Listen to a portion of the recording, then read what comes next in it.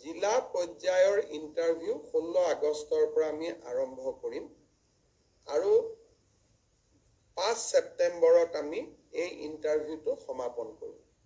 নিৰ্ভৰশীল অসম অভিযান এই স্কিমটোত আমি 2 লাখ টকা কৰি এজন নিবনুৱা যুৱক যুৱতীক নিজৰ উদ্যোগ স্থাপন কৰাৰ বাবে আমি সহায় কৰিম। এনেকুৱা এটা আঁচনি আছিল, 1 লাখ ঘূৰাই দিব, 1 লাখ ঘূৰাই দিব নালাগে।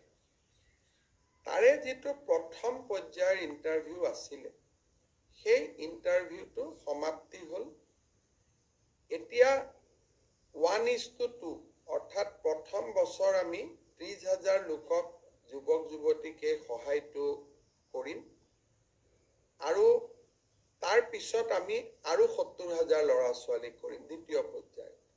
প্ৰথম পৰ্যায়ৰ যিটো 30,000 ল'ৰা ছোৱালীক আমি সহায় কৰিম, তেওঁলোকৰ জিলা পৰ্যায়ৰ ইণ্টাৰভিউ 16 আগষ্টৰ পৰা আমি আৰম্ভ কৰিম আৰু 5 ছেপ্টেম্বৰত আমি এই ইণ্টাৰভিউটো সমাপন কৰিম আৰু 30 ছেপ্টেম্বৰত আমি 30,000 যুৱকক 2 লাখ টকাৰ যিটো আঁচনি, সেই আঁচনিৰ অংশসমূহ আমি বিতৰণ কৰিম আৰু জিলা উপায়ুক্তসকলৰ লগত এই বিষয়ে আমি ডিটেইল আলোচনা কৰিলোঁ, যাতে কোনো ক্ষেত্ৰতে ক'তো খেলি মেলি নহয়।